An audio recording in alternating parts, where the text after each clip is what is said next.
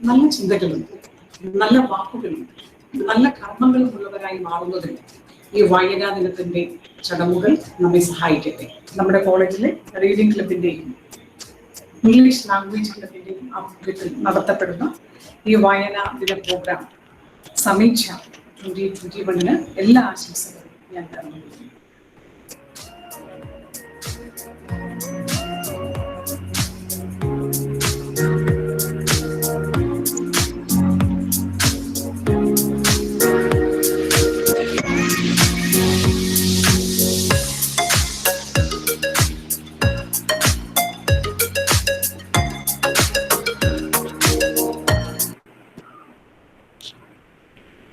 Jijan sir?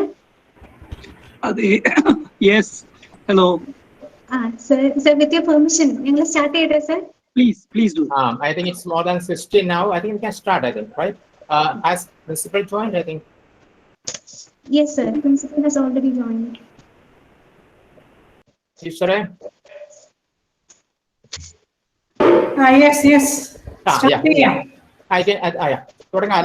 Okay, തുടങ്ങാം. Join ചെയ്തോളൂ, കുട്ടികൾ പുറകെ ജോയിൻ ചെയ്തോളൂ. Okay, good. Thank you, sir. Thank you, everyone. Good evening, one and all. ജീവിതത്തിന്റെ ശൂന്യതകളെ നിറയ്ക്കാൻ വിജ്ഞാനവും ഉല്ലാസവും പകർന്ന എഴുത്തുകാരുടെ കൃതികളുടെ വായനയോളം പോകുന്ന ഒരു വിനോദവുമില്ല. നല്ല വായനയാണ് നല്ല ചിന്തകളാണ്. നല്ല ചിന്തകൾ നന്ദിയുള്ള മനുഷ്യനെയും സൃഷ്ടിക്കുക. പല വിധത്തിലുള്ള വായനയുടെ ഒരു വസന്തകാലമാണ് ഈ കോവിഡ് കാലം. അറിഞ്ഞതിലേറെയും അറിഞ്ഞതും അനുഭവിച്ചതിലേറെയും അനുഭവിച്ചതും വായനയിലൂടെ തന്നെയാണ്. ആയതിനാൽ തന്നെ ഈ വായനാ ദിനം മറ്റൊരു സ്വാതന്ത്ര്യ ദിനമാണെന്ന് ഓർമ്മിപ്പിക്കട്ടെ. Pathanapuram Mount Tabor training college library club സംവേദിയുടെയും താബോർ ഇംഗ്ലീഷ് ലാംഗ്വേജ് ക്ലബിന്റെയും സംയുക്ത ആഭിമുഖ്യത്തിൽ ഈ വർഷത്തെ വായനാ ദിനാഘോഷമായ സമീക്ഷ 2K21 ഇവിടെ തിരശ്ശീല വീഴുകയാണ്. ഒത്തുകൂടിയ ഏവരെയും ഏറ്റവും സ്നേഹപൂർവ്വം ഈ യോഗത്തിലേക്ക് സ്വാഗതം ചെയ്യുന്നു. യോഗ നടപടികൾ ആരംഭിക്കുകയാണ്. ആദ്യമായി പ്രാർത്ഥനാ ഗാനത്തിനായി മിസ് സ്റ്റെഫി ജോൺസിനെ ക്ഷണിക്കുന്നു.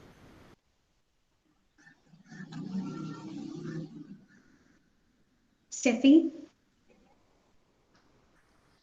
എങ്ങുമെങ്ങും നിറയും വെളിച്ചമേ, എൻ കരളിൽ കുടിയിരിക്കണമേ, എന്റെ പാദമിടരാതിരിക്കുവാൻ എന്നും എന്നിൽ കൃപ ചൊരിയണമേ.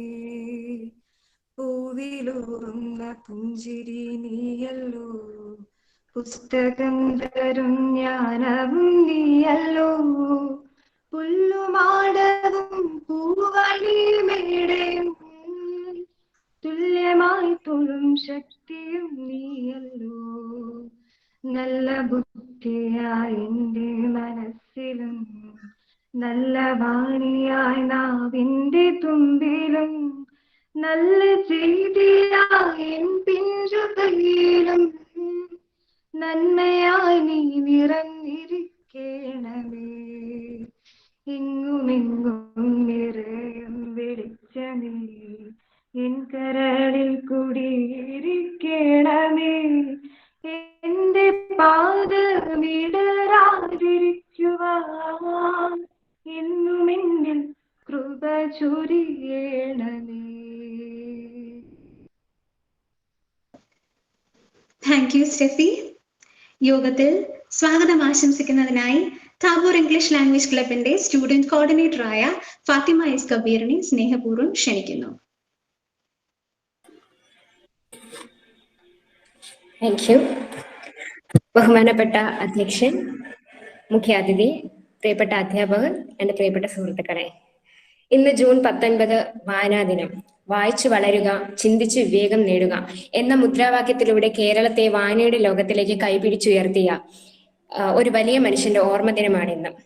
കേരള ഗ്രന്ഥശാല സംഘത്തിന്റെ സ്ഥാപകനായ വാക്കുകൾ കൊണ്ട് അത്ഭുതവും വായന കൊണ്ട് ചരിത്രവും സൃഷ്ടിക്കപ്പെടും എന്ന് വരും തലമുറയുടെ ആഹ്വാനം ചെയ്ത PN പണിക്കർ എന്ന മഹാമനുഷ്യന്റെ ഓർമ്മകളെ ഇത്തരമൊരു ദിനം കൊണ്ട് അടയാളപ്പെടുത്താൻ വേണ്ടിയാണ് നാം എല്ലാവരും ഇന്ന് ഈ ഓൺലൈൻ പ്ലാറ്റ്ഫോമിൽ ഒത്തുചേർന്നിരിക്കുന്നത്. മൗണ്ട് താബോർ ട്രെയിനിങ് കോളേജിൽ ലൈബ്രറി ക്ലബ് സംവേദയുടെയും ഇംഗ്ലീഷ് ലാംഗ്വേജ് ക്ലബ് കെൽക്കിന്റെയും സംയുക്താഭിമുഖ്യത്തിൽ നടത്തപ്പെടുന്ന ഈ വർഷത്തെ വായനാ ദിനാഘോഷമായ സമീക്ഷ 2K21 നിങ്ങളെ ഏവരെയും സ്വാഗതം ചെയ്യുക എന്നതാണ് എന്നിൽ നിക്ഷിപ്തമായിരിക്കുന്ന കർത്തവ്യം. ആദ്യമായി ഈ പരിപാടിയുടെ അധ്യക്ഷനും ലൈബ്രറി ക്ലബിന്റെ കോർഡിനേറ്ററും മൗണ്ട് താബോർ ട്രെയിനിങ് കോളേജ് ലൈബ്രറിയനുമായ റവറൽ ഫാദർ റോയ് എബ്രഹാമിനെ ഈ യോഗത്തിലേക്ക് ഹാർദമായി സ്വാഗതം ചെയ്യുന്നു.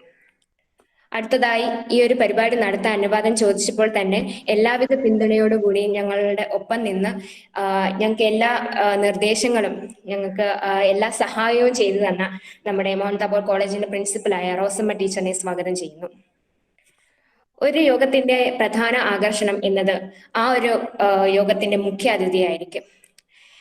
അങ്ങനെ നോക്കുമ്പോൾ നമ്മുടെ യോഗത്തിലെ മുഖ്യാതിഥിയായ പ്രൊഫസർ പി വിജയകുമാർ സാർ, അദ്ദേഹം തിരുവനന്തപുരം ഗവൺമെന്റ് വിമൻസ് കോളേജിലെ ഇംഗ്ലീഷ് വിഭാഗം മുൻ മേധാവിയാണ്.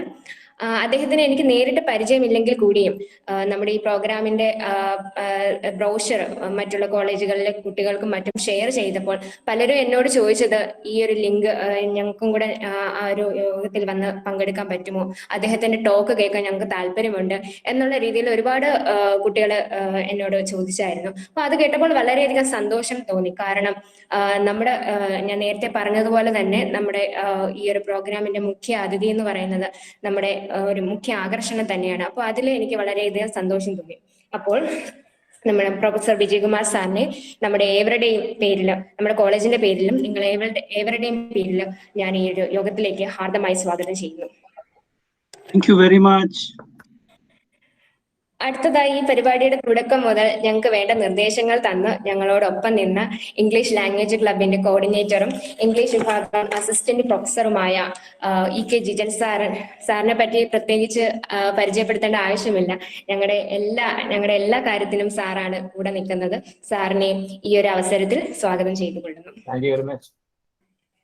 അടുത്തതായി ആശംസ അറിയിക്കാൻ എത്തിച്ചേർന്ന നമ്മുടെ ഏതൊരു പരിപാടിയിലും പല തിരക്കുകൾക്കിടയിലും അതെല്ലാം മാറ്റിവെച്ച് സ്ഥിര സാന്നിധ്യമായിട്ട് നമ്മെ അനുഗ്രഹിക്കുന്ന മൗണ്ട് താബോർ ട്രെയിനിങ് കോളേജിന്റെ ഗവേണിംഗ് ബോഡി മെമ്പർ റവറൽ ഫാദർ KA മാത്യൂസ് അച്ഛനെ നമ്മുടെ ഏവരുടെയും പേരിൽ സ്വാഗതം ചെയ്തുകൊള്ളുന്നു.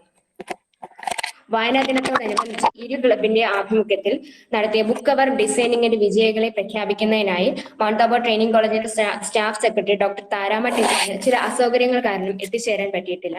പക്ഷേ ടീച്ചറിന്റെ അഭാവത്തിലും ഈ യോഗത്തിലേക്ക് ടീച്ചറിനെ സ്വാഗതം ചെയ്തുകൊള്ളുന്നു.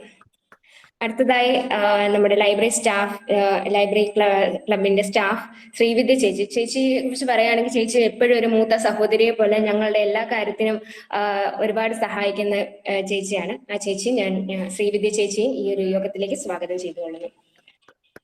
പിന്നീട് ഇന്നിവിടെ ഒത്തുചേർന്നിരിക്കുന്ന നമ്മുടെ പ്രിയപ്പെട്ട അധ്യാപകരെ കൂടെ തന്നെ മറ്റ് അനധ്യാപകരെ, ഈ പ്രോഗ്രാമിൽ പങ്കെടുക്കാൻ എത്തിയ സീനിയേഴ്സ്, മറ്റു കോളേജിലെ അധ്യാപകർ, വിദ്യാർത്ഥികൾ, കൂടാതെ നിങ്ങളെ ഏവരെയും ഒറ്റ വാക്കിൽ ഞാൻ സ്വാഗതം ചെയ്തുകൊള്ളുന്നു. നന്ദി. Thank you Fathima. അടുത്തതായി അധ്യക്ഷ പ്രസംഗത്തിനായി സംവേദ ലൈബ്രറി ക്ലബിന്റെ കോർഡിനേറ്ററായ ബഹുമാനപ്പെട്ട റെവറൻ ഫാദർ റോയ് എബ്രഹാം അച്ഛനെ ഏറ്റവും സ്നേഹപൂർവ്വം സ്വാഗതം ചെയ്യുന്നു.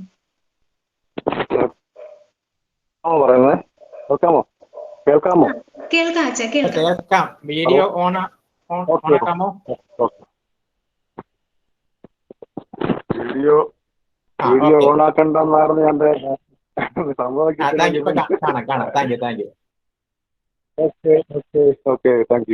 ലൈബ്രറി റീഡേഴ്സ് ക്ലബ്ബ് സംവേദയും താബോർ ഇംഗ്ലീഷ് ലാംഗ്വേജ് ക്ലബും ചേർന്ന് സംഘടിപ്പിക്കുന്ന സമീക്ഷ 2K21 ഏവർക്കും ഒരിക്കൽ കൂടി സ്വാഗതം ഞാൻ ആശംസിക്കുകയാണ്. ആദരണീയ കോളേജ് പ്രിൻസിപ്പൽ നമ്മുടെ പ്രിയപ്പെട്ട ഡോക്ടർ റോസമ്മ ഫിലിപ്പ് ടീച്ചർ, മുഖ്യ അതിഥിയായിട്ടെത്തിയിരിക്കുന്ന professor P Vijayakumar sir, EK Jijan sir, നമ്മുടെ ബഹുമാനപ്പെട്ട KA മാത്യൂസ് അച്ഛൻ, താരമ്മ ടീച്ചർ, ഈ മീറ്റിംഗിൽ പങ്കെടുക്കുന്ന ഏവരുമേ, ഇന്നേ ദിവസം ജൂൺ 19 വായനാ ദിനമായിട്ട് നാം ആചരിക്കുകയാണ്. കേരള ഗ്രന്ഥശാല പ്രസ്ഥാനത്തിന്റെ പിതാവെന്നറിയപ്പെടുന്ന ശ്രീ PN പണിക്കരുടെ ഓർമ്മ ദിനമാണല്ലോ ഇന്നേ ദിവസം. ഇന്ന് എല്ലാ കോളേജ് തലങ്ങളിലും സ്കൂൾ തലങ്ങളിലും ഒക്കെ വായനാ ദിനം വളരെ ഭംഗിയായിട്ട് കൊണ്ടാടുകയാണ്. സർക്കാർ തലങ്ങളിലും ഒരാഴ്ച വായനാ വാരം ആചരിക്കുകയാണ്. PN പണിക്കർ സാറിന്റെ മുദ്രാവാക്യം എന്ന് പറയുന്നത് തന്നെ വായിച്ചു വളരുക, ചിന്തിച്ച് വിവേകം നേടുക, എഴുത്ത് പഠിച്ച് കരുത്ത് നേടുക എന്നുള്ളതാണ്. അദ്ദേഹത്തിന്റെ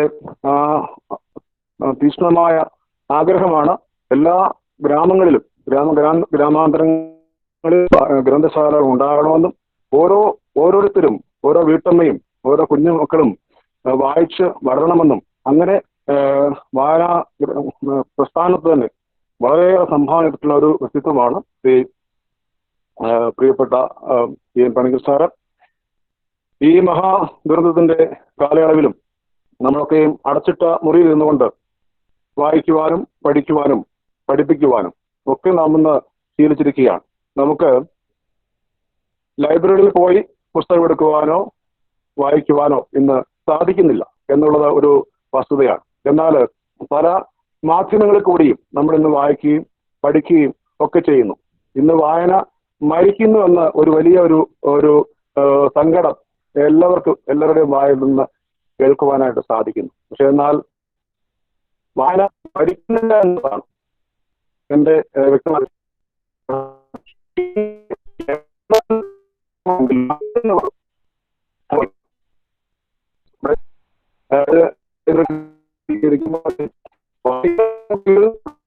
ധാരാളം പുസ്തകങ്ങൾ എടുത്ത് വായിക്കുന്നതായിട്ട്, സാഹിത്യ പുസ്തകം വായിക്കുന്നതായിട്ട് കാണുവാനായിട്ട്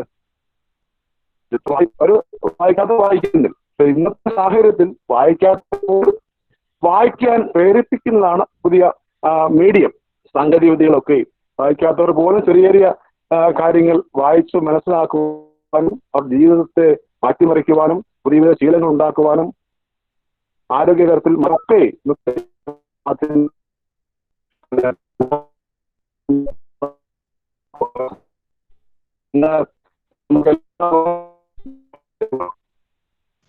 അച്ഛ ചെറിയ ബുദ്ധിമുട്ടുണ്ടായിരുന്നു കേൾക്കുന്നതില്.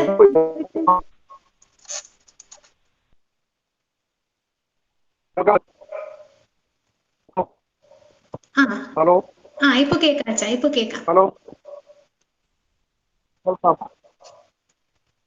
ഓക്കെ. പിന്നെ വായിക്കുന്നവരുടെ എണ്ണത്തിൽ കുറവ് വന്നിട്ടുണ്ട് എന്നുള്ളതിൽ സംശയമില്ല.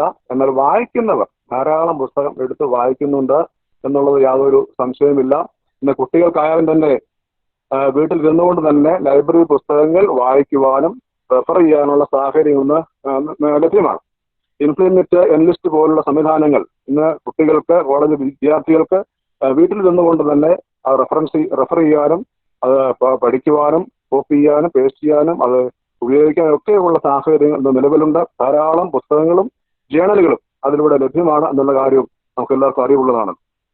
ഇന്നത്തെ വായനാ ദിനത്തിന്റെ ലക്ഷ്യമെന്ന് പറയുന്നത് നമ്മൾ വായനാശീലം ഉണ്ടാക്കിയെടുക്കുക എന്നുള്ളതാണ്, വളർത്തിയെടുക്കുക എന്നുള്ളതാണ്. വായനയിലൂടെ മാത്രമേ നമുക്ക് വളരുവാനായിട്ട് സാധിക്കുകയുള്ളൂ. പ്രത്യേകമായിട്ട് നമ്മളത് അധ്യാപക സമൂഹത്തിൽ പ്രവർത്തിക്കുന്നവരാണ്. നമ്മുടെ കുഞ്ഞുങ്ങൾക്ക് വായനയുടെ പ്രാധാന്യം കാണിച്ചു കൊടുക്കേണ്ടവരാണ്. അപ്പൊ ആ ഒരു സാഹചര്യത്തിൽ നമ്മൾ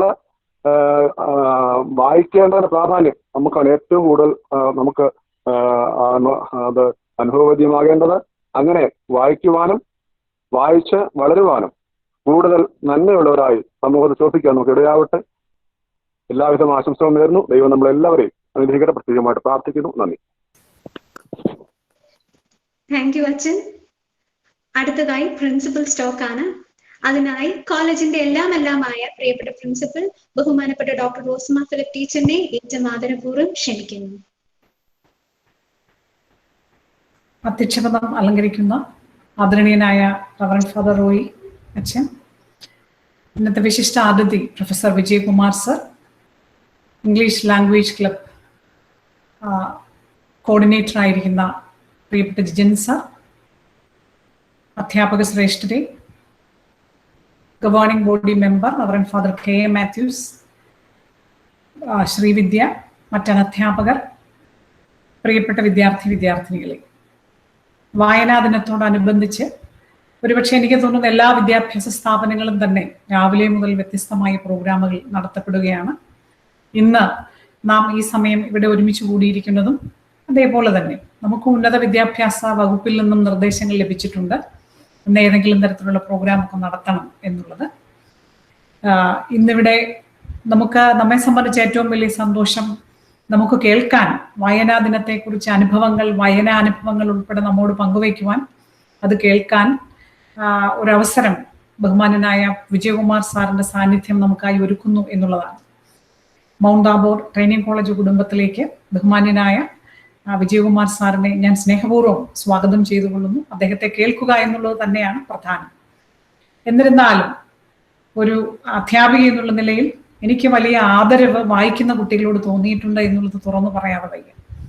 നിങ്ങളിൽ പലരും മികച്ച വായനക്കാരാണ് എന്ന് എനിക്ക് പലപ്പോഴും തോന്നിയിട്ടുണ്ട്. വർഷങ്ങളോളം പലപ്പോഴും ക്ലാസ്സുകളിൽ ആനുകാലിക പ്രസക്തമായിട്ടുള്ള എല്ലാം വായിക്കുന്ന ചില കുട്ടികൾ ഉണ്ടായിരുന്നു എന്നുള്ളത് കൂടുതൽ വായിക്കാൻ എനിക്കതൊരു പ്രേരകമായി തീർന്നിട്ടുണ്ട്. ഇത്രയും വായിക്കുന്ന കുട്ടികളെ പഠിപ്പിക്കണമെങ്കിൽ നമുക്കും ഇവയൊക്കെ വായിക്കണമല്ലോ എന്നോർത്ത് സമയം കൂടുതൽ കണ്ടെത്തി വായിക്കുവാൻ ഞാനും ശ്രമിച്ചിട്ടുണ്ട്. അങ്ങനെ നമ്മൾ ഒരു വിദ്യാഭ്യാസ മേഖലയുടെ മെച്ചം എന്ന് പറയുന്ന അതാണ്. പലപ്പോഴും ഇങ്ങനെ ക്ലാസ് ഒക്കെ എടുത്തുകൊണ്ടിരിക്കുമ്പോൾ ചില കുട്ടികൾ പെട്ടെന്ന് പറയും, ഇത് ഇന്ന പുസ്തകത്തിൽ ഇങ്ങനെ പറഞ്ഞിട്ടുണ്ടല്ലോ ടീച്ചറെ, കേൾക്കുമ്പോൾ സത്യത്തിൽ ഹൃദയം നിറഞ്ഞു പോകും. അല്ലാതെ ഞാൻ പലപ്പോഴും പറയാറുള്ളത്, നമ്മൾ പഠിപ്പിക്കുന്നതൊക്കെ പഠിച്ച് പരീക്ഷ എഴുതുന്നതിനാൽ മാർക്ക് വാങ്ങുന്നതിനേക്കാൾ അപ്പുറത്താണ് ഇത്തരത്തിലുള്ള ചില പങ്കുവയ്ക്കലുകൾ എന്ന് പറയുന്നത്. അങ്ങനെ ക്ലാസ് മുറികളിൽ വായിച്ചവ പങ്കുവെച്ച് പരസ്പരം പങ്കുവെച്ച് വളരുവാനും സന്തോഷിക്കുവാനും കഴിയുന്നു എന്നുള്ളത് വളരെ സന്തോഷകരമായ ഒരു അനുഭവമാണ്. ഞങ്ങളുടെയൊക്കെ ബാല്യകാലത്ത് മറ്റ് അറിവിന് മറ്റ് സ്രോതസ്സുകളിലൊന്നും ഇല്ലാതിരുന്ന കാലത്ത് നമുക്കൊക്കെ ഒരേ ഒരു അറിവ് മാത്രമേ മുതിർന്ന തലമുറ പകർന്നു തന്നിട്ടുള്ളൂ. അത് വായിക്കണം, വായിച്ചു മാത്രമേ നമുക്ക് വളരാൻ പറ്റൂ എന്നുള്ളതാണ്. സത്യത്തിൽ അത് വലിയ സ്വാധീനമാണ് നമ്മിൽ ഉണ്ടാക്കിയിട്ടുള്ളത്.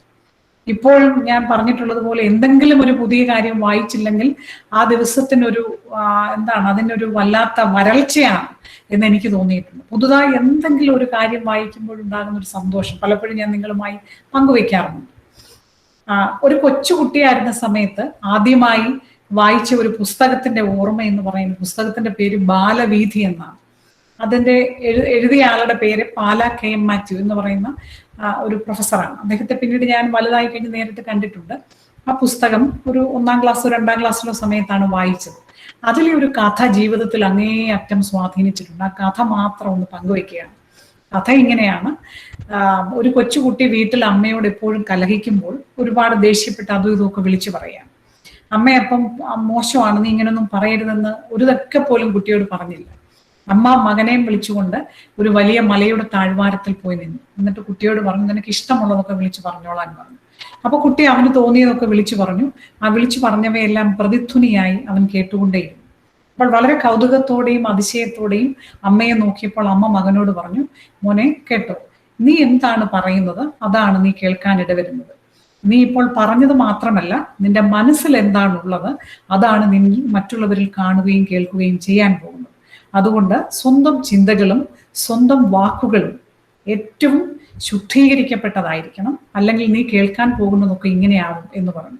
മറ്റുള്ളവർ പറയുന്നതൊക്കെ മോശമാണ്, മറ്റുള്ളവരുടെ ചിന്തകളൊക്കെ മോശമാണ് എന്ന തിരുത്തലുകൾക്കല്ല പ്രാധാന്യം, മറിച്ച് സ്വന്തം ചിന്തകളും സംസാരവുമാണ് ഏറ്റവും പ്രധാനപ്പെട്ടതെന്ന് ഈ പ്രതിധ്വനിയിലൂടെ അമ്മ കുട്ടിയെ പഠിപ്പിച്ചു കൊടുക്കുന്ന കഥ സത്യത്തിൽ ഈ കാലം അത്രയും എന്നെ ഏറ്റവും സ്വാധീനിച്ചിട്ടുള്ള ഒന്നാണ്. ഞാൻ പലപ്പോഴും സംസാരിക്കുമ്പോൾ ഒരുപാട് സമയം ആലോചിക്കും, എങ്ങനെ പറയണം, എന്തു പറയണം, ഒരു വാക്കിൽ പോലും പിഴവുണ്ടാകരുത് എന്നൊക്കെ സംസാരിക്കും. എൻ്റെ വീട്ടിൽ തന്നെ എന്നോട് എൻ്റെ ഭർത്താവ് ചോദിക്കാറുണ്ട്, എന്തിനാണ് ഇത്രയധികം സമയം ഇത്ര തയ്യാറെടുക്കുന്നത് ചിലപ്പോഴൊക്കെ ചില കാര്യങ്ങൾ സംസാരിക്കാനായിട്ട്. അപ്പം ഞാൻ പറയും, എനിക്ക് ഭയമാണ്, വാക്കുകൾ പിഴയ്ക്കുമോ എന്നുള്ളതാണ് എൻ്റെ ഏറ്റവും വലിയ ഭയം. എൻ്റെ നാവിന്, എൻ്റെ അധരങ്ങൾക്ക് കാവൽ നിൽക്കണമേ എന്നുള്ളതാണ് എൻ്റെ ഏറ്റവും വലിയ പ്രാർത്ഥന പലപ്പോഴും ഉള്ളത്. കാരണം ഞാൻ കണ്ടിട്ടുള്ള പ്രഗത്ഭരായ, ഞാൻ ആദരിക്കുന്ന, ഞാൻ ബഹുമാനിക്കുന്ന എല്ലാ വ്യക്തികളും ആഴമേറിയ വായനയിലൂടെ ശുദ്ധീകരിക്കപ്പെട്ടവരായിരുന്നു. വായന നമ്മെ ഒരു സ്വയം ശുദ്ധീകരണത്തിലേക്കാണ് നയിക്കുന്നത്. നമുക്കൊരിക്കലും മറ്റുള്ളവരെ നന്നാക്കണമെന്നുള്ള ആഗ്രഹം പോലും വരത്തില്ല. That is A process of self discovery. നമ്മെ തന്നെ തിരിച്ചറിയുന്ന ഒരു പ്രക്രിയയാണ്. അതിലൂടെ നാം കൂടുതൽ ശുദ്ധീകരിക്കപ്പെടും. വായിക്കുന്നവരുടെ ശാന്തതയെക്കുറിച്ച്, സൗമ്യതയെക്കുറിച്ച് ഞാൻ ഇതിനു മുമ്പ് സൂചിപ്പിച്ചിട്ടുണ്ട്. അത്തരം ചില സാന്നിധ്യങ്ങൾ തന്നെ എത്രയോ ആശ്വാസകരമാണ്. അപ്പോൾ തീർച്ചയായിട്ടും വായനയിലൂടെ ഒരു ശുദ്ധീകരണം നേടുക എന്നുള്ളതാണ് ജീവിതത്തിലെ ഏറ്റവും പ്രധാനപ്പെട്ട ഒന്ന് എന്നുള്ള ഒരു ചിന്ത മാത്രം നിങ്ങളോട് പങ്കുവെച്ചുകൊണ്ട് വായിക്കുവാനും സ്വയം കണ്ടെത്തുവാനും ആ കണ്ടെത്തലിൽ അന്യരെ സഹജീവികളായി കൂട്ടത്തിൽ കൂട്ടാനും നമുക്കിടയാകട്ടെ എന്ന് സ്നേഹപൂർവ്വം ആശംസിച്ചുകൊണ്ട് ഇത്തരം ഒരു പരിപാടി വളരെ ഭംഗിയായി സംഘടിപ്പിച്ച ഇംഗ്ലീഷ് ലാംഗ്വേജ് ക്ലബിനും നമ്മുടെ വായനാ ക്ലബിനും, നമ്മുടെ കോളേജിന്റെ ചരിത്രത്തിലെ ആദ്യത്തെ വായനാ ക്ലബ്ബാണ്. ആ വായനാ ക്ലബിനും നേതൃത്വം നൽകുന്ന റോയി അച്ഛനും ലിജൻ സാറിനും, അതിൽ നേതൃത്വം വഹിച്ചുകൊണ്ട് പങ്കാളികളായ എല്ലാ കാര്യങ്ങളും കൃത്യസമയത്ത് ചെയ്യുന്ന പ്രിയപ്പെട്ട വിദ്യാർത്ഥികൾക്കും അനുമോദനങ്ങൾ അറിയിക്കുന്നു. ഇന്നത്തെ ഈ ചടങ്ങിൽ ഞങ്ങളോടൊപ്പം പങ്കുചേരാമെന്ന് സമ്മതിച്ച പ്രിയപ്പെട്ട വിജയകുമാർ സാറിനോടുള്ള ആദരവ് അറിയിച്ചുകൊണ്ട് ഞാൻ അവസാനിപ്പിക്കുന്നു. നന്ദി. Thank you ma'am. യോഗത്തിന്റെ ഏറ്റവും വലിയ ആകർഷണമാണ് നമ്മുടെ ഇന്നത്തെ മുഖ്യാതിഥിയെ പരിചയപ്പെടുത്തുന്നതിനായി താബോർ ഇംഗ്ലീഷ് ലാംഗ്വേജ് ക്ലബിന്റെ കോർഡിനേറ്ററായ ബഹുമാനപ്പെട്ട പ്രൊഫസർ EK ജിതൻ സാറിനെ ഏറ്റവും ആദരപൂർവ്വം സ്വാഗതം ചെയ്യട്ടെ. യോഗത്തിന്റെ അധ്യക്ഷം വഹിക്കുന്ന ബഹുമാനപ്പെട്ട റോയി ബ്രാച്ചൻ, ആദരണീയ പ്രിൻസിപ്പൽ റോസമ്മ ടീച്ചർ, നമ്മുടെ മുഖ്യാതിഥി ഏറ്റവും ബഹുമാനനായ പ്രൊഫസർ വിജയകുമാർ സർ, ആദരണീയനായ ഫിലിപ്പച്ചൻ, ഏറ്റവും ആദരണീയരും പ്രിയപ്പെട്ടവരുമായ അധ്യാപക വിദ്യാർത്ഥി സുഹൃത്തുക്കളെ, തീർച്ചയായിട്ടും നമ്മൾ ഈ യോഗത്തിൽ ആകർഷണീയമായിട്ടുള്ളത് നമ്മുടെ വിശിഷ്ടാതിഥിയുടെ വാക്കുകളെ ശ്രവിക്കുക എന്നുള്ളതാണ്. ഇതിനോടകം തന്നെ നമുക്ക് അദ്ദേഹത്തെ കുറച്ചൊക്കെ മനസ്സിലാക്കാൻ പറ്റി. നമുക്ക് ഈ ഒരു ദിവസത്തിന് ഏറ്റവും അനുയോജ്യമായ ഒരു മഹത്ഭക്തി അല്ലെങ്കിൽ നമ്മളെ സംസാരിക്കുവാൻ സംവദിക്കുവാൻ നമുക്ക് കിട്ടിയിരിക്കുന്ന പ്രൊഫസർ വിജയകുമാർ, അദ്ദേഹത്തെ പരിചയപ്പെടുന്നതിൽ എനിക്ക് സന്തോഷമുണ്ട്. ഏത് ഡയമെൻഷനിലാണ് അദ്ദേഹത്തെ പരിചയപ്പെടുന്നത് എനിക്ക് അറിയത്തില്ല. എനിക്ക് കുറച്ചറിവേ അദ്ദേഹത്തെ കുറിച്ചുള്ളൂ. പക്ഷെ എങ്കിലും ഇപ്പോൾ മനസ്സിലാക്കുന്നത് അനുസരിച്ച് നോക്കുമ്പോൾ എനിക്ക് തോന്നിയ ആദ്യമേ വളരെ സുദീർഘവും സുദീർഘവുമായ ഒരു അധ്യാപന ജീവിതത്തിനുടമയായ, അതിന്റെ ഫലമായി കുട്ടികളുടെ മനസ്സിൽ നിറഞ്ഞു നിൽക്കുന്ന ഒരു മഹത് വ്യക്തി എന്നുള്ള നിലയിൽ ഏറ്റവും ബഹുമാന്യനായ പ്രൊഫസർ വിജയകുമാറിനെ പരിചയപ്പെടുത്താനാണ് എനിക്ക് ഏറെ ഇഷ്ടം. കാരണം അദ്ദേഹത്തെ പരിചയപ്പെടുത്ത കൈകാശി മാഡം, യൂണിവേഴ്സിറ്റി കോളേജിലെ പ്രൊഫസർ, അദ്ദേഹത്തെയും ടീച്ചറിനെയും ഞാൻ സ്നേഹപൂർവ്വം ഓർമ്മിക്കുന്നു, നന്ദി പറയുന്നു അദ്ദേഹത്തെ പരിചയപ്പെടുത്തിയതിൽ.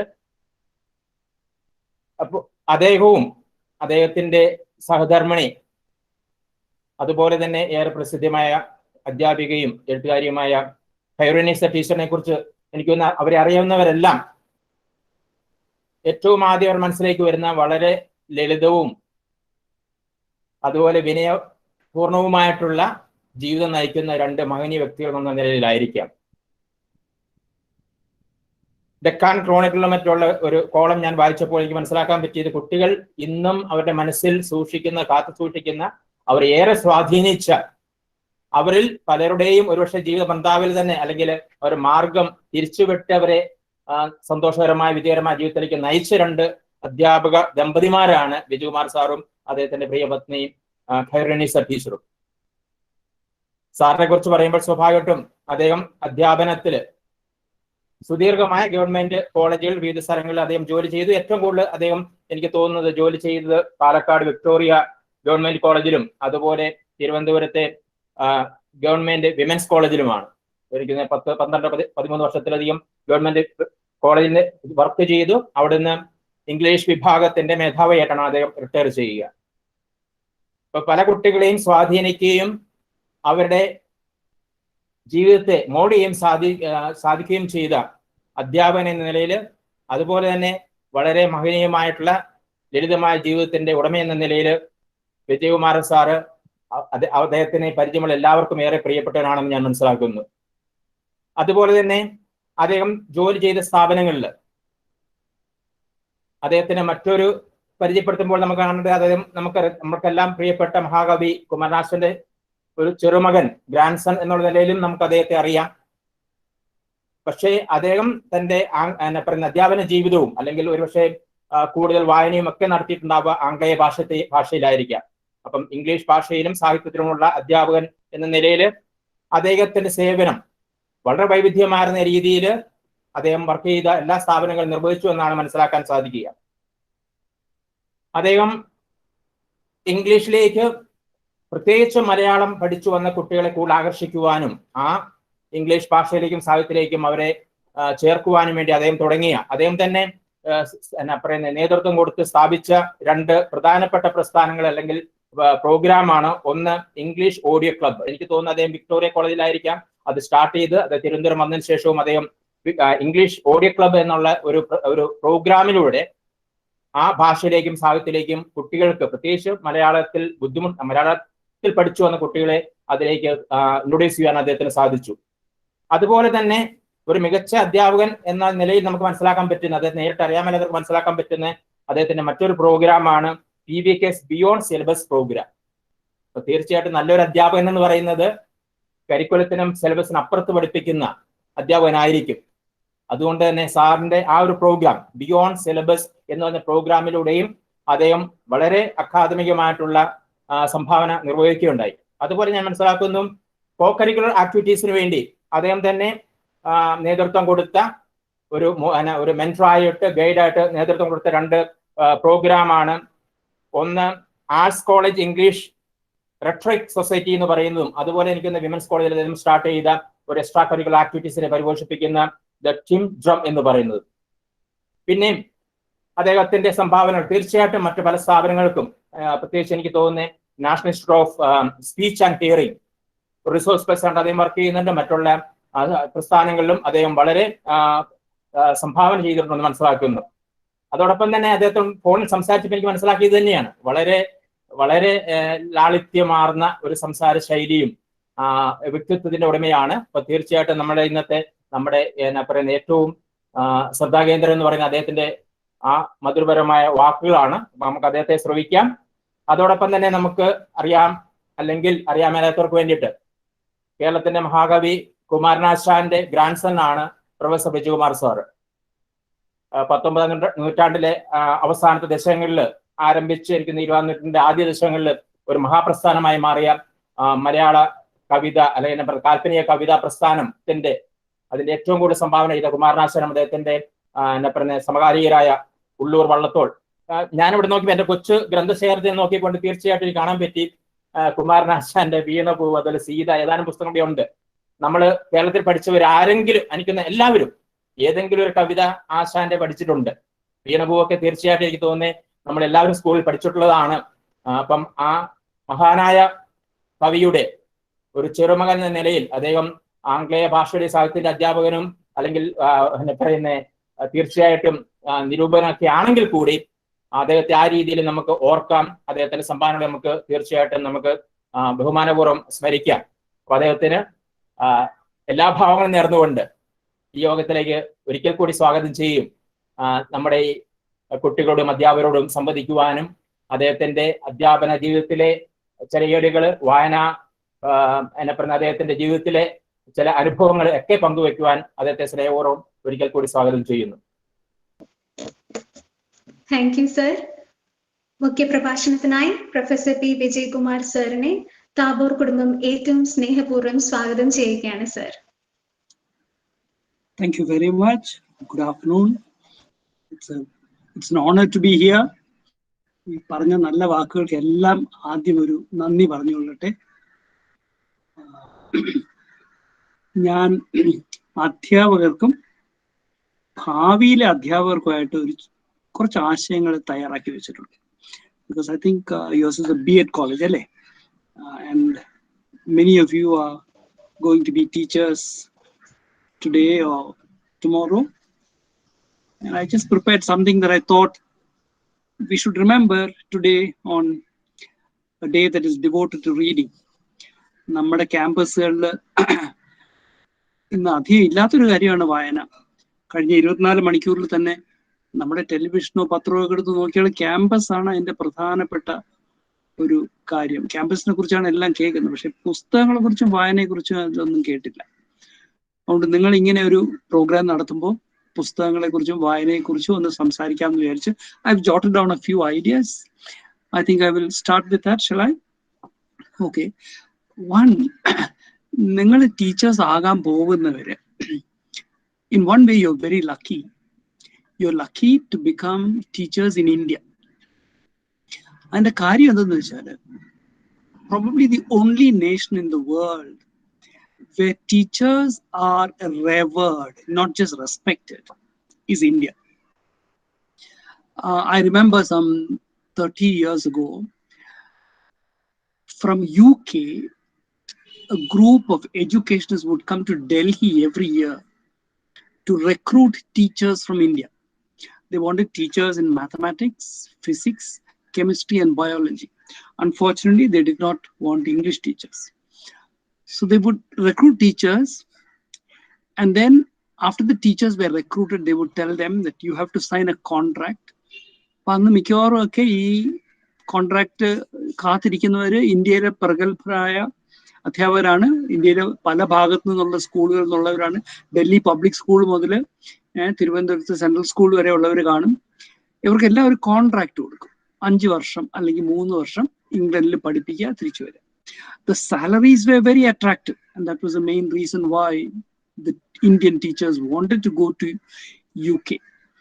But before they signed the contract, the team leader would tell them one thing. He would tell them, here in India, you are respected because you are a teacher. Wherever you go, you are seen as a teacher, and therefore you are respected. Your students respect you. You have respect in your society. And that, he said, will not be the case when you come to UK. In the UK, you are just another person. You will not get any respect only because you're a teacher, not even from your students. This was their way of preparing Indian teachers for a very, very different atmosphere. ഇങ്ങനെ പുറത്തു പോയി കുറച്ചു നാൾ ജോലി ചെയ്ത് സഹിക്കാൻ വയ്യാതെ തിരിച്ചു വന്ന ഒരു അധ്യാപകനാണ് എൻ്റെ ഈ കഥ പറഞ്ഞത്. ഓൾറൈറ്റ്, ഇവിടെ തിരുവനന്തപുരത്ത്, കേരളത്തിൽ 1-2 സ്ഥലത്തൊക്കെ ജോലി ചെയ്തിരുന്ന് ലീവ് എടുത്ത് ഇംഗ്ലണ്ടിൽ പോയി 5 കൊല്ലം പഠിപ്പിക്കാം കെമിസ്ട്രി എന്നും പറഞ്ഞു പോയ എൻ്റെ ഒരു സുഹൃത്തുണ്ടായിരുന്നു. 1 കൊല്ലം കഴിഞ്ഞപ്പം ഈ കോൺട്രാക്ടിനകത്ത് ഒരു എസ്കേപ്പ് ക്ലോസ് ഉണ്ടായിരുന്നു, രക്ഷപ്പെടാനായിട്ട്. അതും എക്സസൈസ് ചെയ്ത് കിട്ടിയ കാശ് കൊണ്ട് അദ്ദേഹം തിരിച്ചു വന്നു. The reason is that your students have zero respect for you. If you are not very good in class, you have a tremendous problem as a teacher in England. And of course, the teachers who go to England from here are not always sent to the best schools. They are sometimes sent to schools where drinks and drugs and so on are a huge problem. ഇതൊന്നും recruitment വരുമ്പോൾ പറയൂല.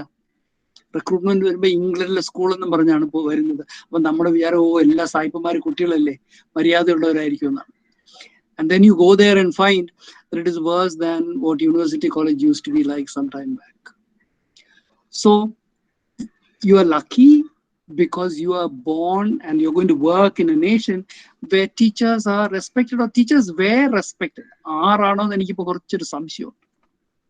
Until recently, teachers were respected, and the main reason for that is teachers were seen as guru, and we have this Indian tradition of worshipping the guru.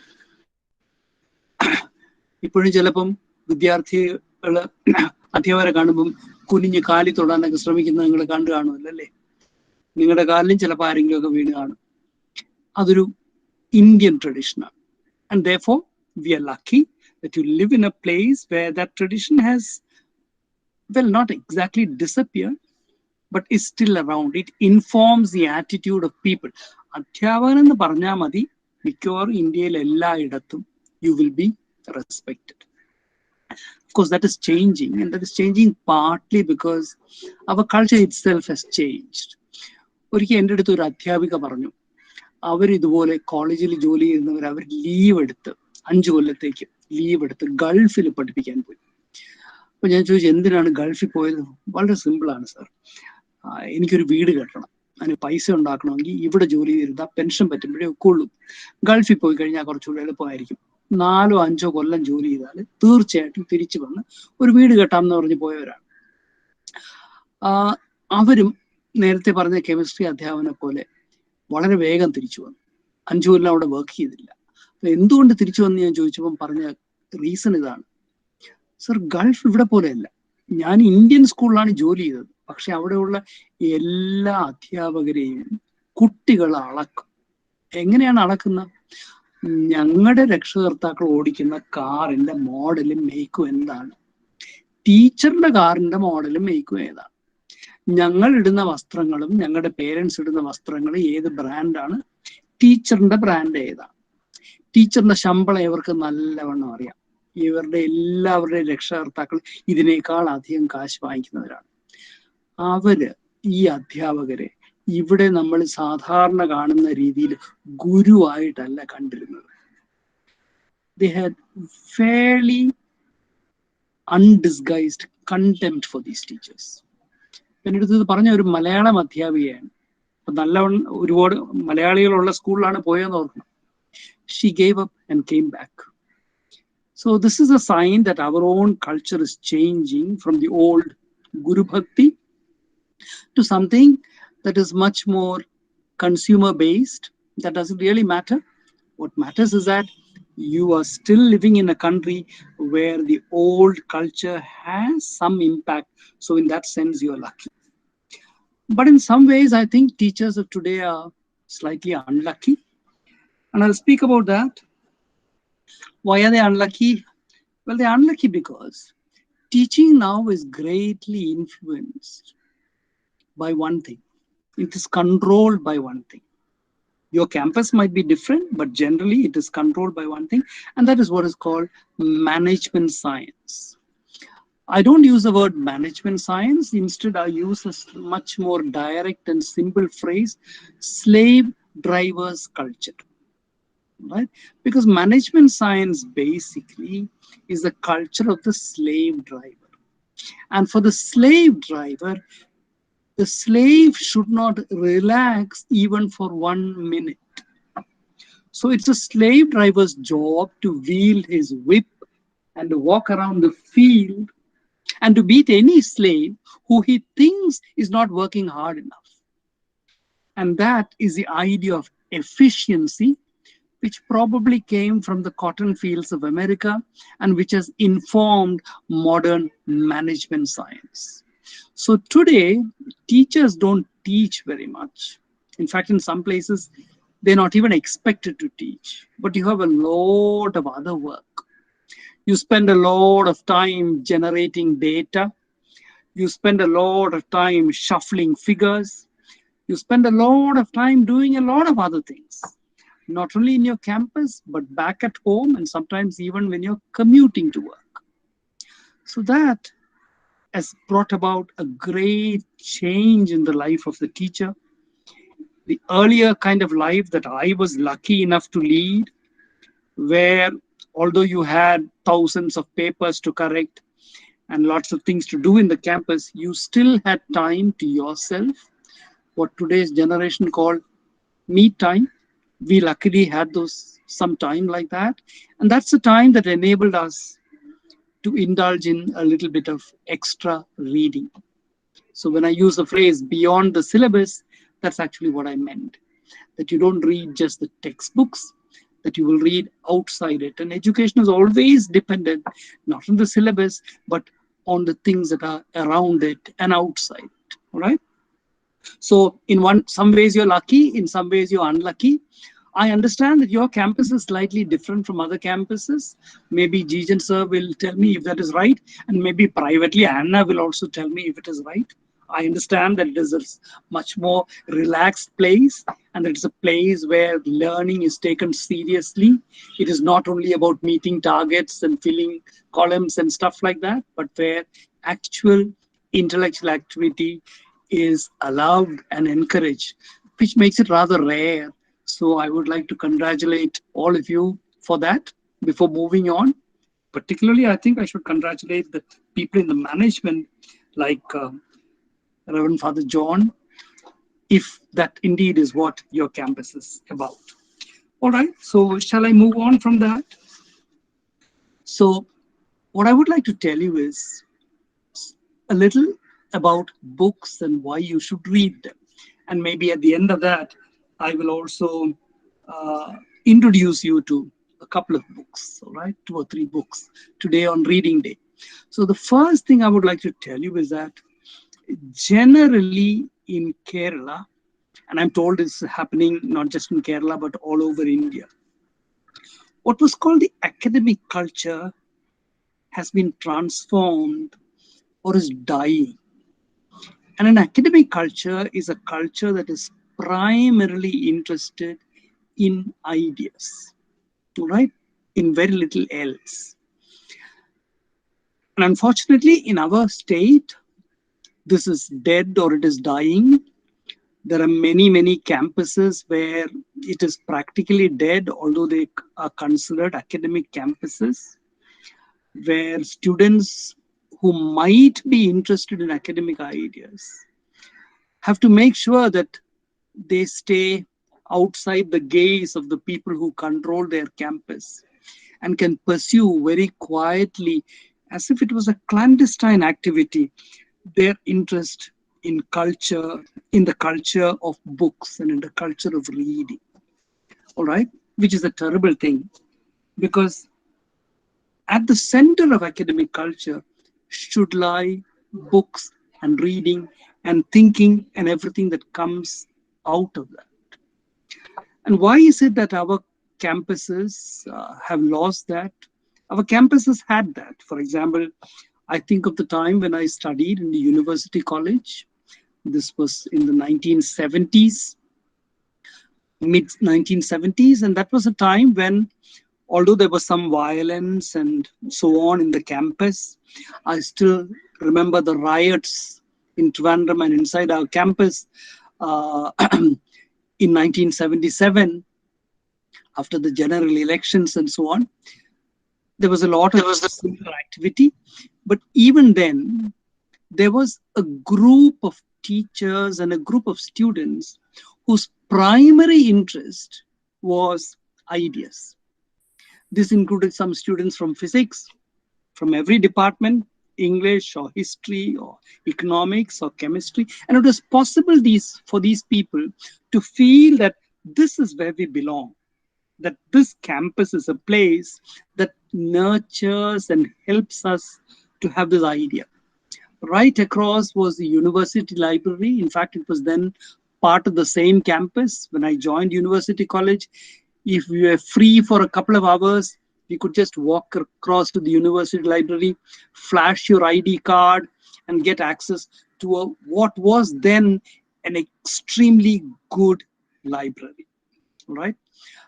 You could spend hours there, if necessary, skip your meals and stay there till 8 o'clock at night, reading from an excellent stack room and a very good reference section.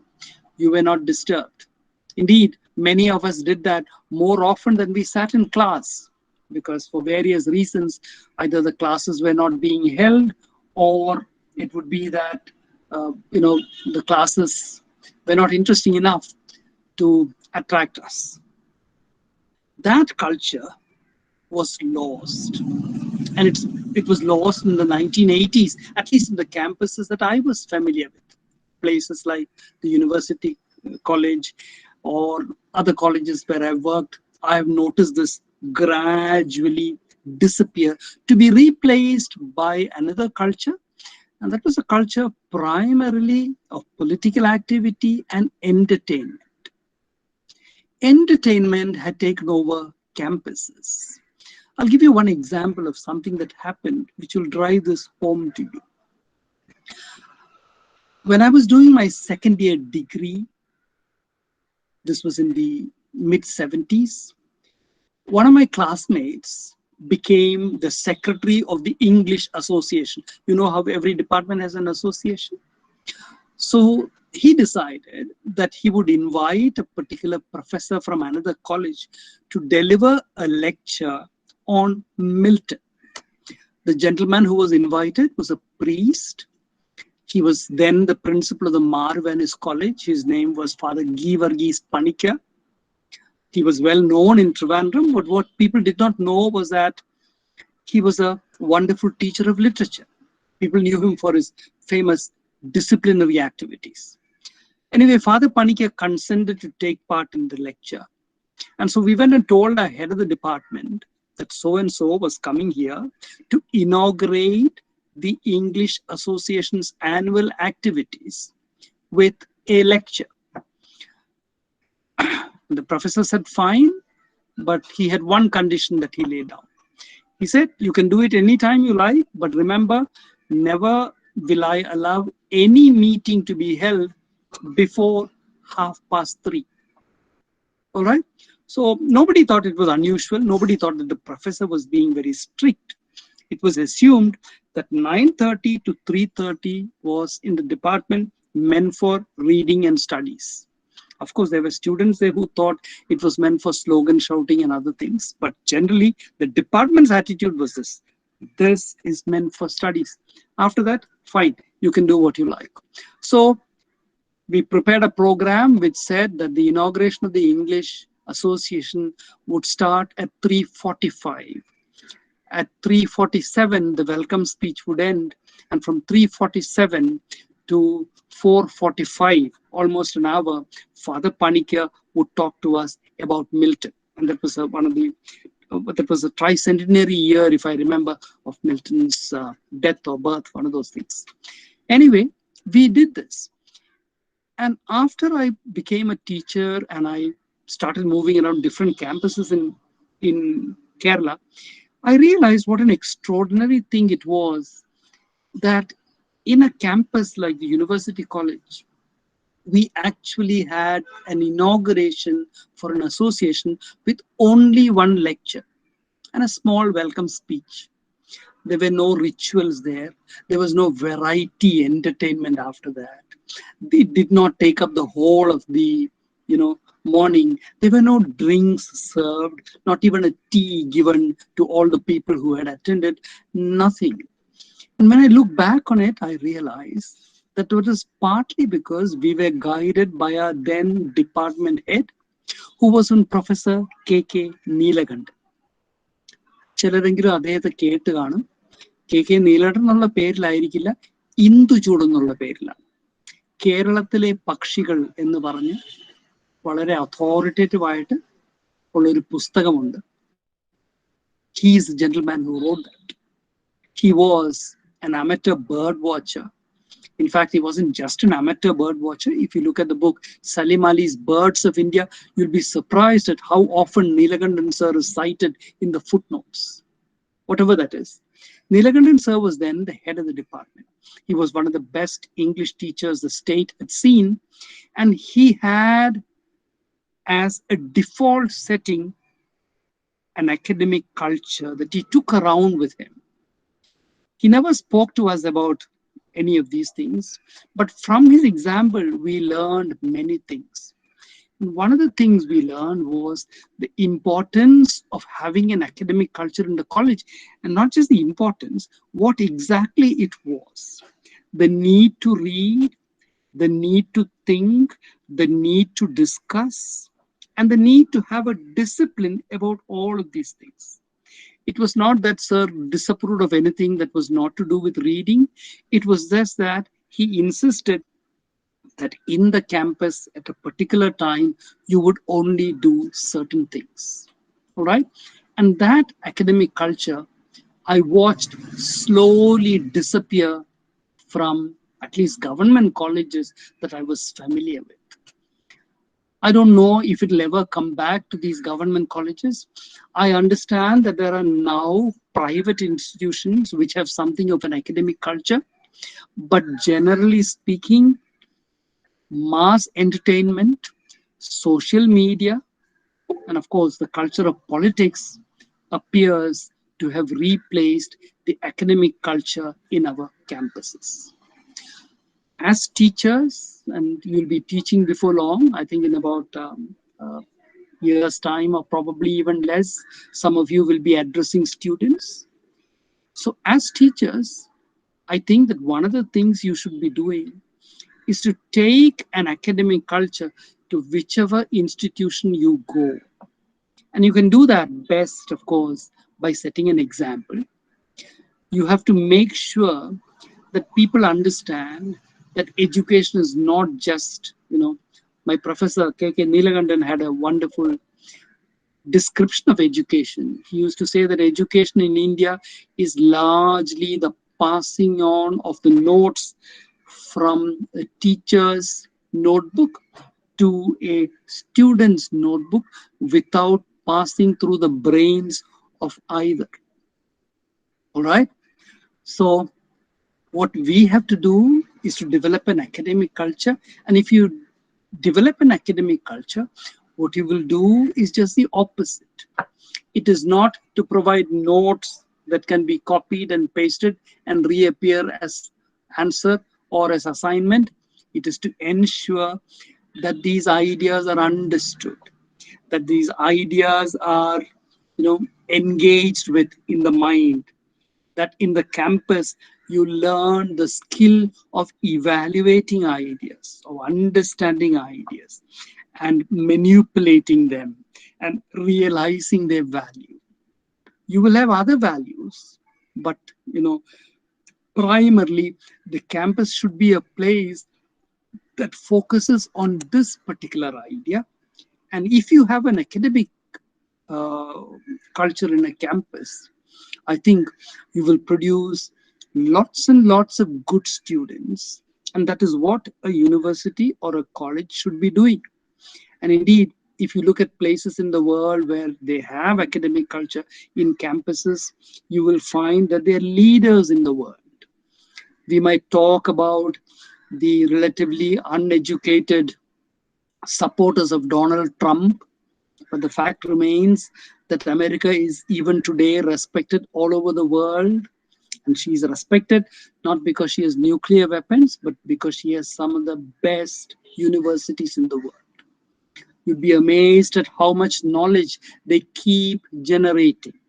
And knowledge doesn't necessarily mean what will help somebody start a startup and make money, but knowledge that might be practically useless, but is very useful in helping us understand what kind of a world we live in and how we have to find our way out of the various trouble spots we seem to be in.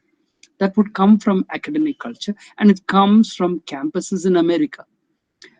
What we can hope to do is that someday in the future, at least some of our campuses will take on some of those qualities, and that we will actually have campuses that are devoted to learning, that spend serious energy and time understanding ideas, researching them, passing them on, and so on and so forth.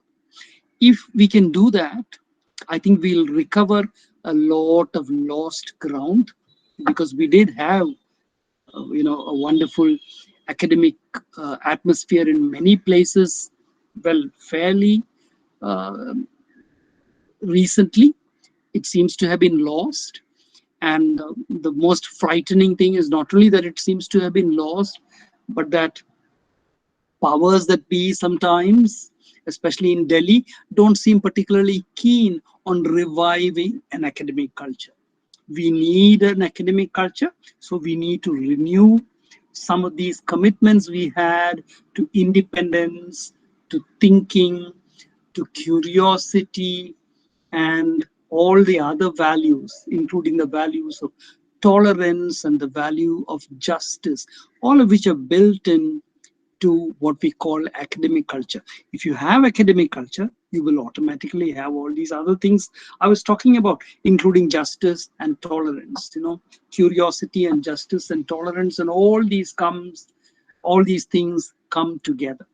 So my last word to would-be teachers is, don't take up teaching because you're going to find students who will fall at your feet and ask for your, within quotation marks, blessing. All right? That's not why you should become a teacher. You should become a teacher because you have intellectual curiosity and because you can be part of a team, and the team will include people in your campus and outside your campus who have serious interest in the natural world in which we live, in the social world of which we are a part. And sometimes all these types of knowledge that are generated will also tell us things about the inner world that all of us occupy. So it shouldn't be that people seek your blessings because you are a guru. It should be that they should seek your guidance because they think that you are a person with knowledge and that you may be able to refer to them, who knows, to a book or two. In all my classes or all my courses, I used to tell my students, the only thing I can do is actually to offer you a book list. And I used to give them book lists. So I can't do that today to you. Instead, I will give you the titles of a couple of books that I hope you will get to read. Remember, you are a training college. So I have 2 books specially prescribed for training colleges. All right. Here is one that I loved. This is a book by a lady called Daisy Christodoulou. And the book is titled 7 Myths About Education. All right. Now, if you read this, I think you will find that you lose some of your respect for your B.Ed syllabus. If you don't mind my saying this, I do not have much respect for the B.Ed syllabus. But then you need to learn what's on the syllabus and get through your exam and so on. But if you read something like this, it will open your eyes, if they're not already opened, to some of the problems that we face and how we can actually address those problems. So here is 7 Myths About Education by Daisy Christodoulou. She was a lady who abandoned a career in various fields to which she had been invited to become a school teacher, and is now a teacher in England, and wrote this book a few years back. A few years ago, I recommended this to a set of schools in Trivandrum, and I was very gratified when the secretary of the school, one Mr. Abraham, who was once in the IAS and was working as secretary of the St. Thomas School, group of schools, he liked it very much. He read the book. He bought a copy for each of the schools in his campus, and he got the teachers to read it. And he arranged a seminar where the teachers presented papers on the suggestions made by Daisy Christodoulou and looked at their own campus and looked at it in the light of the things that Christodoulou was saying. It was a wonderful thing. All the teachers in the campus got involved because small teams were asked to look at each chapter, to look at their own school and to comment on that. And a lot of good came out of it, right? So it's a very stimulating book. And the second one is a book that came out just before the pandemic. It's titled How We Learn, The New Science of Education and the Brain.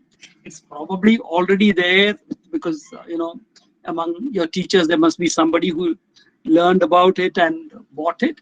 One of the things that really hurt us with the pandemic was that at Niche, where I'm a mentor, I had introduced the book to a group of teachers, and the teachers were very enthusiastic about this. And they said, because their problems are much greater than the problems of ordinary teachers, they need to teach, remember, students who are deaf. So they said, let's read this book. Let's divide it into sections, and each of us will look at a section, and let's see how we can benefit from the insights that Stanislav Dehaene gives us, because these are the insights given by people who are doing research into cognitive science, into what actually happens when we learn, right? So maybe they can help us become better teachers. So the teachers have said this, the library ordered copies of the book, but unfortunately after that, our chances of meeting were cut short by the pandemic. So that's the book. And the last book I will recommend today is a book that I'm particularly happy to recommend. It's the latest addition to my own library, but more important, it's a book that makes me proud as an Indian, because very often we hear that much of the contribution to knowledge comes from outside India. But here is a scholar who's not always known as a scholar, who's done a wonderful contribution to knowledge here in India, which is his book. The book is The Light of Asia, the poem that defined the Buddha, right? So in case you don't remember this, there was a famous 19th and 20th century Englishman called Edwin Arnold. He was an Englishman who came to India. He was a writer and a poet. And in India, he discovered Buddhism. He read all the classics of India. He learned Sanskrit. He knew other languages as well.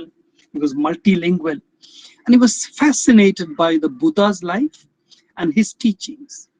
And he wrote a famous poem called The Light of Asia. And the Light of Asia is, of course, the Buddha. And this book was immensely successful. It was printed and published not only in UK, but in India as well. And it created a kind of revival of something that was almost 2,500 years old, and that was an interest in Buddhism. Remember, Buddhism had once dominated India, but it had left its shores, and Buddhism grew in other places like Tibet and Japan and Burma and Thailand and Cambodia and Vietnam and so on, not here in its homeland. So almost 2,200 years after that, or almost 2,000 years after Buddhism had, in a sense, left our shores, here was a man reviving it. And that revival had tremendous impact on modern, current India. So many of the attitudes that we find around us were partly because of this reawakening to the riches of our own past, particularly the riches of Buddhism. And as Jairam Ramesh, the author of the book, makes very clear, it's a wonderfully researched, beautiful book. He talks about how these ideas spread. And that's what ideas can do. They can spread like a virus, but some of the best ideas are not like a virus at all. On the other hand, they are like a beneficial virus. And the beneficial virus of Buddhism and the ideas of Buddhism had a lot to do with shaping the culture of 20th and 21st century India. Indeed, one of the things that went into making our constitution is the ideas of the Buddha, which came into the constitution in a sense indirectly through The Light of Asia, which was read by a whole lot of Indians, including people like Dr. Ambedkar. So my one recommendation for today, apart from those two things that are specifically meant for B.Ed students, would be this book, Jairam Ramesh's new book, The Light of Asia, the poem that defined the Buddha. Wonderful book, a book that informs us about our nation and our culture. And maybe when we regain an academic culture in Kerala itself, we might start to produce books like this. We produce wonderful art and poetry and short stories and novels. I'm not talking about those. I'm talking about what the universities produce in abroad, and that would be what is sometimes called the literature of fact. Not myths, but facts, and that's what universities are concerned with. But to produce them in a way that is so beautiful that we use the word literature to them. So I hope that this will have kindled some interest in some of you to spend at least some time looking at books and reading them. I understand from mutual friends that, that yours is a campus where students are interested in book. Indeed, I was told that Anna, who was the first one to get in touch with me from Mount Tabor College, is a great reader. Somebody who admires her as a reader told this to me. So with that, I'll come to the end of my talk. I'll wait for questions. But before I do that, I would like to thank your college for inviting me. I'm really grateful to your college for that. I'm grateful to Father Principal, to Jijan Sir, and to the ladies who were in charge of, there was Anna who got in touch with me and who's been very, very prompt and very, very polite and good, and made my job very easy. And I'm also very grateful to your Master of Ceremonies, Leah, and all the others who were involved, your college principal, and each and every one of you. Thank you very much. Any questions?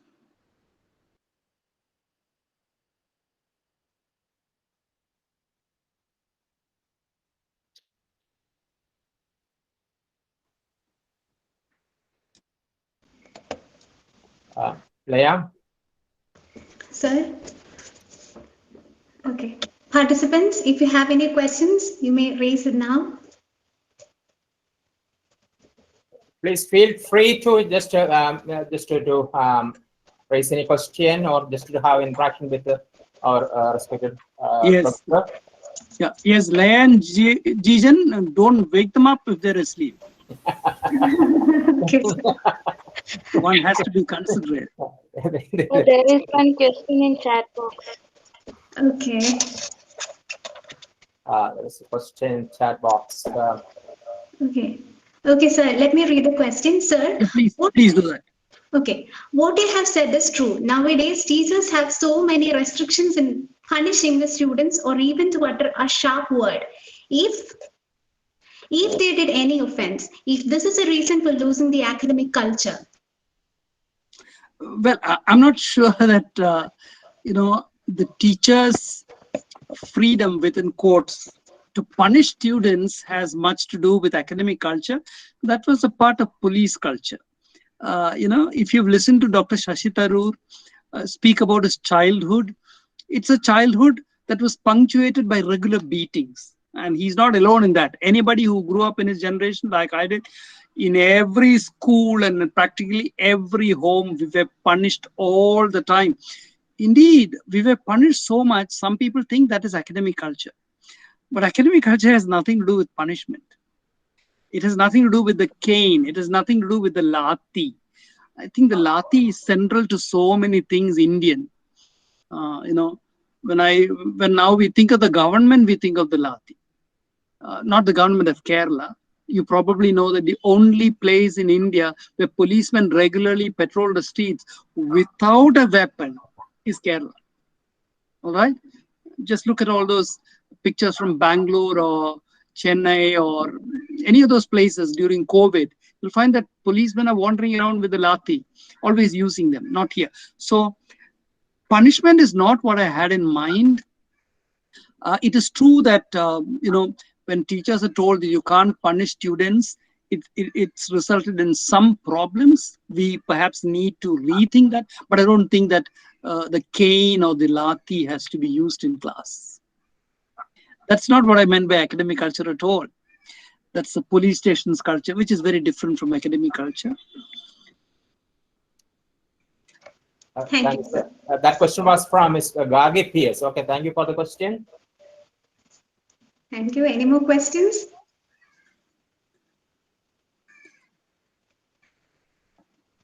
Okay.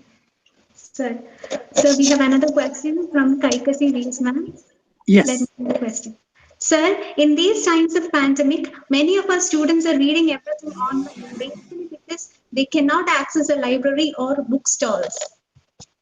I know. That's a huge problem. I know that. Bookstores are closed, Remember that they're feeling even sadder than you because for them it's loss of income as well. Bookstores are closed, that's true. But I still believe that I don't think that there's anybody who's really locked up in such a way that he can't gain access to any book. There must be somebody nearby from whom you can get some book. And everybody has an electronic device these days, and I'm sure it's possible to read a little bit. For instance, just remember, there's this wonderful source on the net called Project Gutenberg. Remember, Gutenberg is where in Germany the first press was set up outside China. So remember, Project Gutenberg provides you free a huge library of classics, books. You can download and read them. You can download and save them, read them, do whatever you like, no charges. So you can read the classics doing that. Shall I give you an example? One of those. So sometimes, I'd find students, even in literature classes, not particularly interested in reading. And I used to try to rouse their interest by telling them half of a short story. Then they'd get very interested and they'd say, so what happened? What happened? I'll say, okay, go and read the book. All right. And I'll tell them that it is there in your library. So this was a story I used to tell them. It's a story by Somerset Maugham. I'm sorry, not Maugham, by the French short story writer Guy de Maupassant. So in this story, there's this very beautiful young lady who gets married to a bureaucrat, handsome young man with a good income. Now, what happens is, about a year after the wedding, they have a child. Year after that, they have another child. Year after that, one more child. So in about a dozen years, they have, in about 6 or 7 years, they have, 6 children. And the beautiful lady looking after these children has lost all her looks, whereas the husband is still looking very handsome and wonderful and young. So when they go out, people look at the woman and look at the man and they wonder, are we looking at a man and his wife? Are we looking at a man and his mother? The man, of course, doesn't feel uncomfortable with this, but the woman is very, very unhappy. And one day, she thinks of something. Every day when the man leaves for work, he tells her, bye-bye, mother of 6.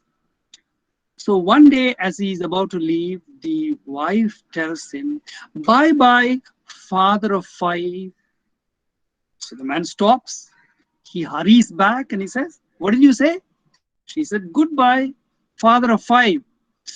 His face changes. It's a cold winter day, but he begins to sweat. He tells his wife, what do you mean? She says, hurry, it's time for you to go to work. Bye-bye, father of 5. So from that moment, the man loses all his peace of mind. He looks at each one of his 6 children, wondering which one is not his. At one moment, he thinks it is this one. At another moment, he thinks it is the other one. Whatever it is, he loses his peace of mind. He can't sleep. He can't focus. He can't concentrate. Time goes by, and no more children are born to the couple. And a few years later, the woman seems to recover her looks. Every day, the husband pleads with her, please, tell me, who is the one who's not my child? And every day she bids him goodbye in the same way. Bye-bye, father of 5. So I tell them so much of the story.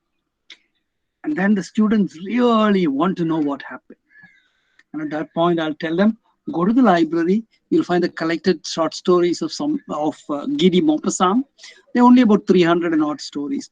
Read and find out which one is this. I'm not even telling you the title of this one. Go and read it. And the girls would howl in protest, but they would go, they would find the book, they would read it. And once you've read a short story by Maupassant, you want to read another one. And then you want to read another one. And then you want to read another one. And so that's how sometimes, you can tempt your kids into reading. Yes. Sir, Kaikasi ma'am has also asked another question. What is the impact of reading everything online? Yeah, that's a very interesting question. If you don't mind my not exactly diverting, giving you some information. There are people who now work on the neurology of reading. There are cognitive scientists who look at this.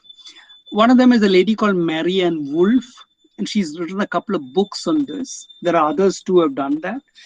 And one of their findings is something that all of us teachers should keep in mind. Do you know what the finding is? The finding is this. We were not born to read. That's not a finding. But just remember, we were not born to read. There is no reading center in the brain. We use a lot of our abilities, sight, motor skills, language skills, and all of these are distributed over different parts of the brain. And we use all of them to learn to read and to write. Okay? So for example, cognitive scientists have discovered that if you write on a notebook and if you type out on a keyboard, there is a difference in what happens to your brain. You would think it's the same thing. It is not. Apparently what happens is, when you actually physically write in a notebook, then the motor parts of your brain, the parts of your brain that control motor activity, the movement of your fingers and so on and so forth, they're active. But in addition to that, the parts of the brain that process language, and that's not one part, different parts, they are also active. So imagine your brain being active in two different sets of places, one involving motor activity and the other involving, language. And neurologists were shocked to discover that when people actually type on a keyboard, only the parts of the brain that are actually engaged in motor activity light up. Whereas those parts that are actually engaged in processing language don't light up.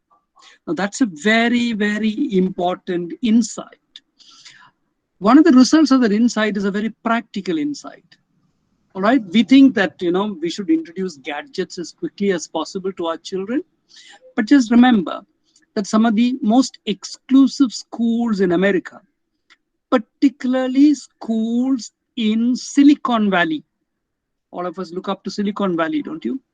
So there are these schools in Silicon Valley, exclusive, private schools. And in these schools, up to the end of high school, believe it or not, no student is allowed to bring any electronic gadgets to class. I don't know what they did during the pandemic, but till the pandemic started, they were not allowed to do it. These are places where all the gentlemen who make the gadgets and develop the software send their children. And they make sure that their children benefit from traditional education, reading from the pages of a book and writing on a notebook. I think there's an important lesson in that for all of us. Of course, because of the pandemic, we are forced to go to the screen. We are forced to type on a keyboard and so on. But just remember that cognitive science tells us that reading results in our getting what is called a reader's brain, which means that parts of your brain are rewired. And then once that happens, once you are a reader, you begin to think in a different way. Indeed, there are sociologists who believe that modern culture itself, roughly 300 years old or 350 years old, is a product of what they call the reading brain. All right. So we need to seriously think about this, particularly in colleges of education. I can send you a list of the books that are involved. But if you look at these things, then I think you will orient yourself in a slightly different way. An education department will then begin to do certain things that is probably slightly different from what it is doing now. So does it satisfy you, Kaikasi? Kaikasi ma'am? Yes. She has commented yes, sir. Yes, sir. Yes. Thank you, ma'am. Thank you. Oh, okay. Sir, we have another question from Google Krishnan. The question is, sir, at what level can or should students question teachers to enable critical thinking? Well, I'm a little impatient with the expression critical thinking. It's become another buzzword. And sometimes people do not do any critical thinking when they use that word. Having said that, I'll give you a wonderful example for critical thinking from a European short story that I learned in school. And that's a famous story of the Emperor's New Clothes. All of us know the story. What is that? Everybody is frightened of the Emperor. The Emperor announces that there is going to be this grand parade. You can't sit at home. You have to come to the main road and watch the Emperor. The Emperor orders the most expensive clothes that anyone in history has ever worn. So there is somebody who brings the clothes and shows it to him. There is a tailor who says, I will prepare this into the most magnificent dress that anybody has ever worn in history.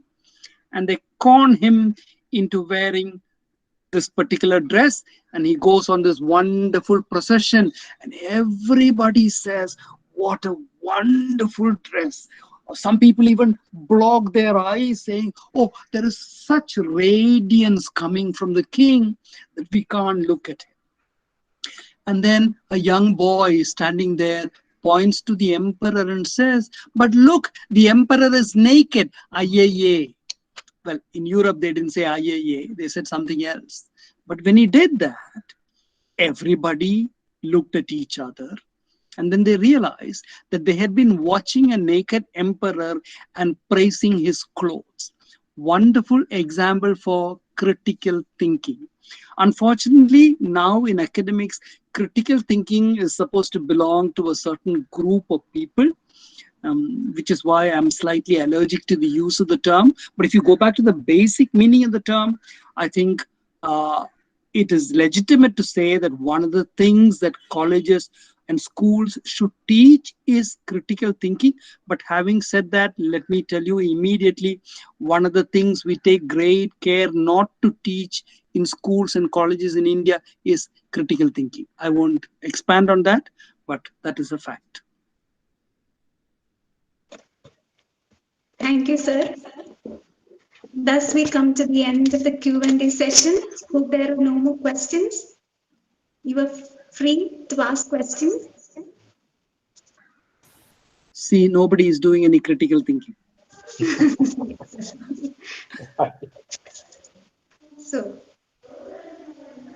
So that ends up the session, the Q&A session. Thank you, dear participants, for making right use of the time.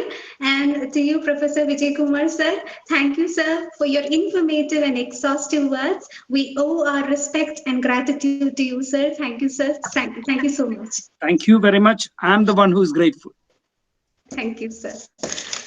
Now, to refresh us, we have a recitation by Atulya P. But since she's having severe net issues, here we have a video of her recitation. Sit back, relax, and enjoy.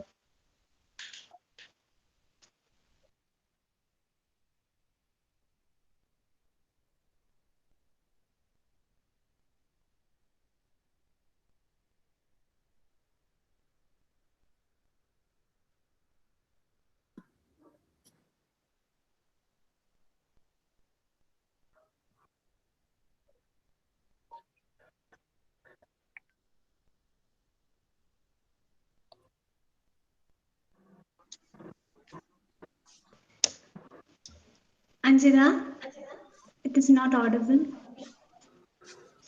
No, it's not audible. It is not audible, Anjana. Okay.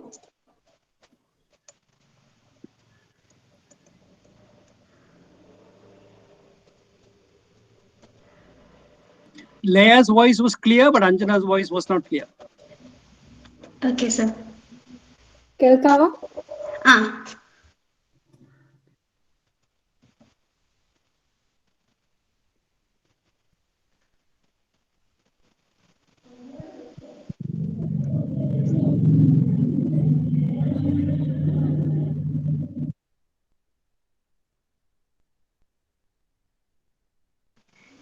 Sorry, Anjana, it is not audible.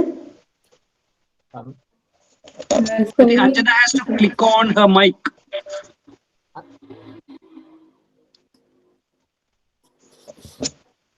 Okay, fine. Anjana, we can move on and we'll actually play it soon after the next program, okay? Okay. Okay. By the end? Sorry, ഇതിന്റെ sound ഇത്രയേ ഉള്ളൂ, അതാണ് പ്രശ്നം. Okay, okay. We'll play the video at the end of the program. Thank you, Anjita.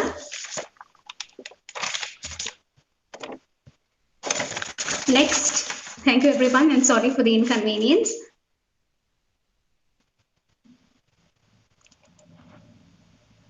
Anjita, can you stop sharing the screen?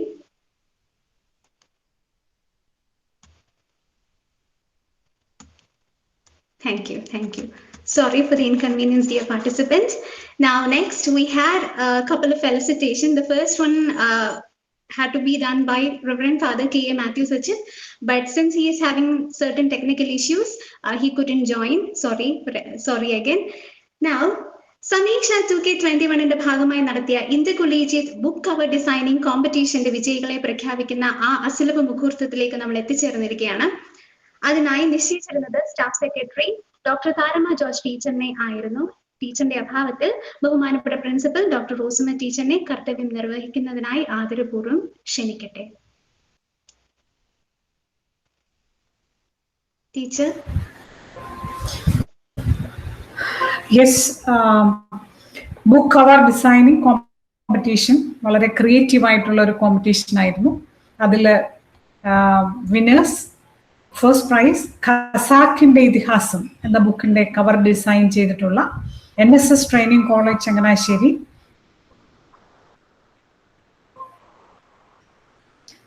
Shikha S Sripriya Prasanna first prize. Second prize Brida cover design ചെയ്തിരിക്കുന്ന Shikha S, കാവ്യാട് college of education Pirappancode. രണ്ടാം സമ്മാനം ഒരാൾ കൂടി പങ്കിട്ടിട്ടുണ്ട്. Parvathy AS, Mar Theophilus training college Thiruvananthapuram, Premalekhanam എന്ന ബുക്കിന്റെ cover വ്യത്യസ്തമായി ഡിസൈൻ ചെയ്തിരിക്കുന്നു. മൂന്നാം സമ്മാനം ബാല്യകാല സഖി അനുഗ്രഹ OS, KUCT Kulakkada.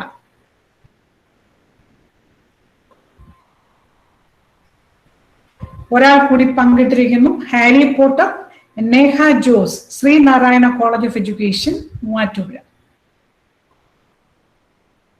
Congratulations to the winners.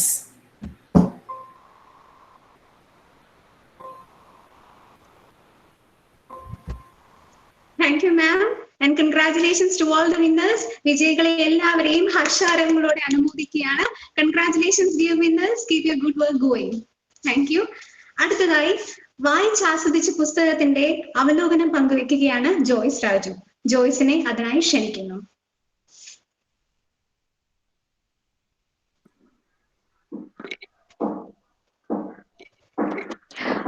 Hello everyone, myself Joyce Raju.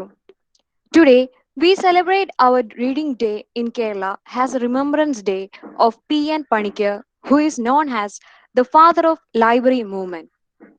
Dr. Seuss once said that the more that you read, the more things you will know.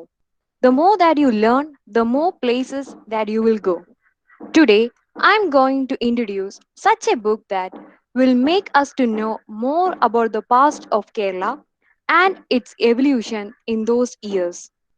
It is none other than the famous historical book, The Ivory Throne, Chronicles of the House of Travancore, which is written by the young Indian writer Manu S. Pillai.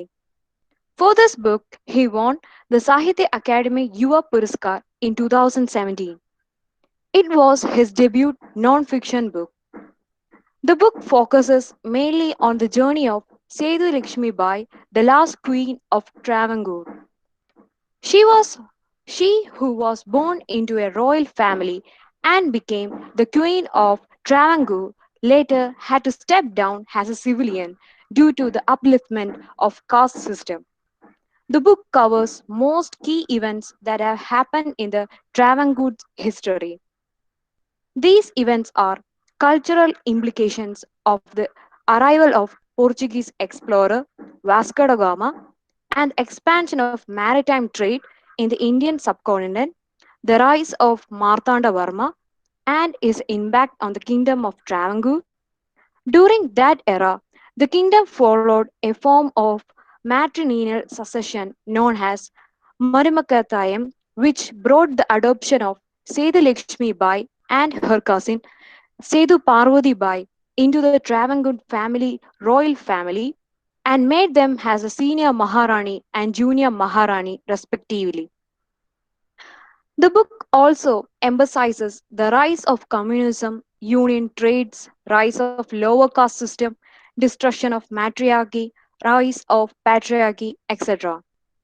Manu, through this book, shows the culture difference and the rise of a new revolution. As a Malayali, one must know about the history of Kerala.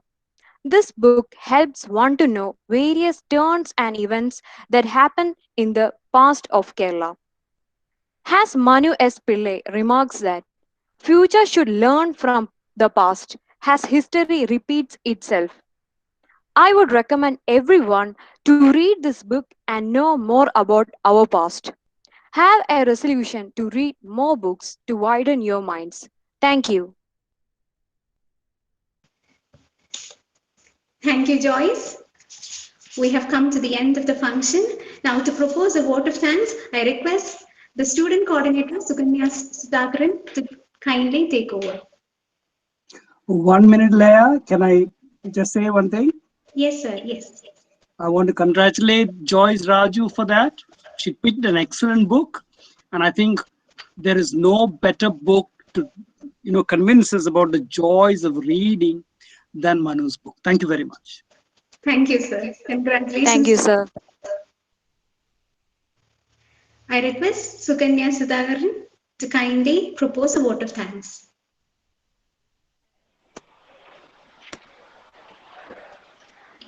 ബഹുമാനപ്പെട്ട principal Rosamma ma'am, ഈ പ്രോഗ്രാമിന്റെ വിശിഷ്ട അതിഥി professor P Vijayakumar sir, governing body member reverend father K A Mathew സച്ചൻ, library club coordinator reverend father Roy Abraham, English language club coordinator professor E K Jijan sir, പ്രിയപ്പെട്ട അധ്യാപകരെ, പ്രിയപ്പെട്ട കൂട്ടുകാരെ, സമീക്ഷ 2K21 എന്ന പേരിൽ ലൈബ്രറി ക്ലബിന്റെയും ഇംഗ്ലീഷ് ലാംഗ്വേജ് ക്ലബിന്റെയും ആഭിമുഖ്യത്തിൽ സംഘടിപ്പിച്ച റീഡിംഗ് ഡേ സെലിബ്രേഷൻ വളരെ ഭംഗിയായി നടന്നിരിക്കുകയാണ്.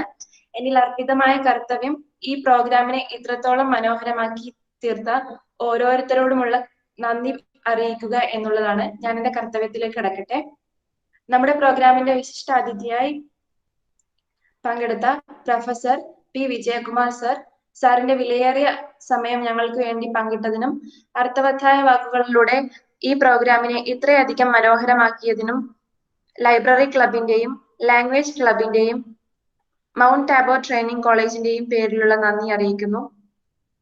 നമ്മുടെ പ്രിയപ്പെട്ട പ്രിൻസിപ്പൽ റോസമ്മ ടീച്ചർ അതിമനോഹരമായ വാക്കുകളിലൂടെ ഈ പ്രോഗ്രാമിനെ സമ്പുഷ്ടമാക്കിയതിനും എല്ലാ പിന്തുണയും അർപ്പിച്ചതിനും ലൈബ്രറി ക്ലബിന്റെയും ഇംഗ്ലീഷ് ലാംഗ്വേജ് ക്ലബിന്റെയും പേരിലുള്ള നന്ദി അറിയിക്കുന്നു. നമ്മുടെ എല്ലാ പ്രോഗ്രാമിന്റെയും വിജയത്തിന്റെ മുഖ്യ ഘടകം എന്ന് പറയുന്നത് നമ്മുടെ കോളേജിന്റെ ഗവേണിംഗ് ബോഡി മെമ്പറായ reverend father K A Mathew സച്ചിനാണ്. ഈ പ്രോഗ്രാമിനും ഫാദറിന്റെ സാന്നിധ്യം വളരെ വലുതാണ്. ഫാദറിനും ലാംഗ്വേജ് ക്ലബിന്റെയും ലൈബ്രറി ക്ലബിന്റെയും പേരിലുള്ള നന്ദി അറിയിക്കുന്നു.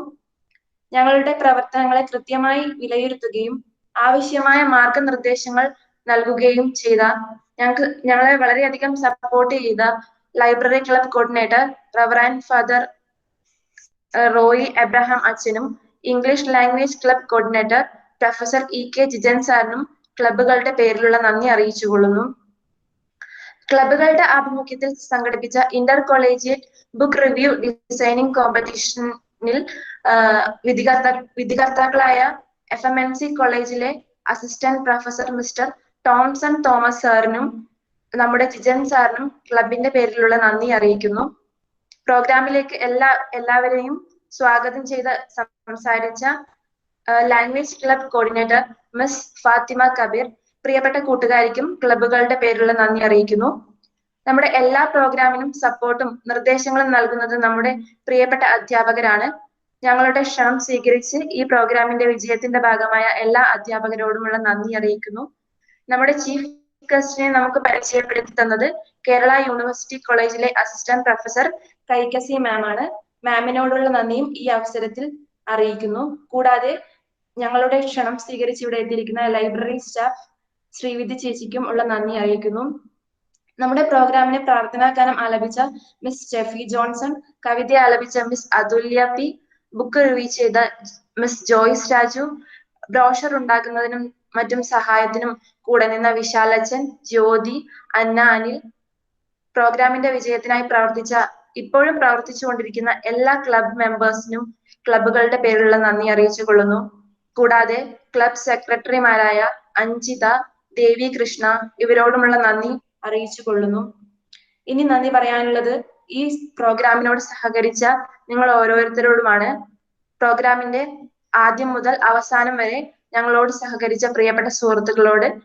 നിങ്ങളുടെ സാന്നിധ്യമാണ് ഈ പ്രോഗ്രാമിന്റെ വിജയം. നിങ്ങൾ ഓരോരുത്തരോടും ലൈബ്രറി ക്ലബിന്റെയും ലാംഗ്വേജ് ക്ലബിന്റെയും പേരിലുള്ള നന്ദി അറിയിക്കുന്നു.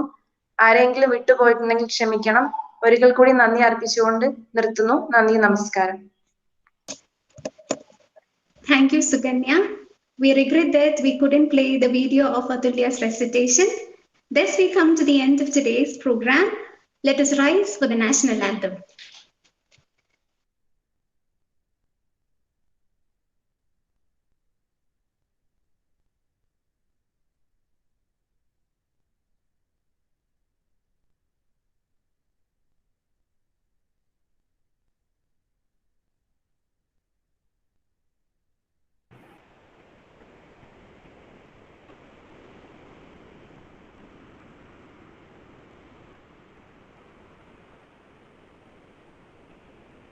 सिंधु गुजरात जनगण मन अधिनायक जय हे भारत भाग्य विधाता। पंजाब सिंध गुजरात मराठा द्राविड़ उत्कल बंगा विंध्य हिमाचल यमुना गंगा उच्चल जलधि तरंगा। तव शुभ नामे जागे तव शुभ आशीष मांगे गाहे तव जय गाथा। जन गण मंगलदायक जय हे भारत भाग्य विधाता।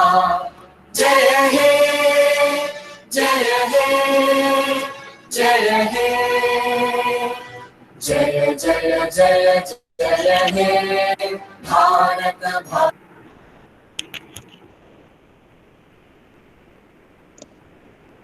Thank you, everyone. Thank you for participating. Thus, we come to the end of the function.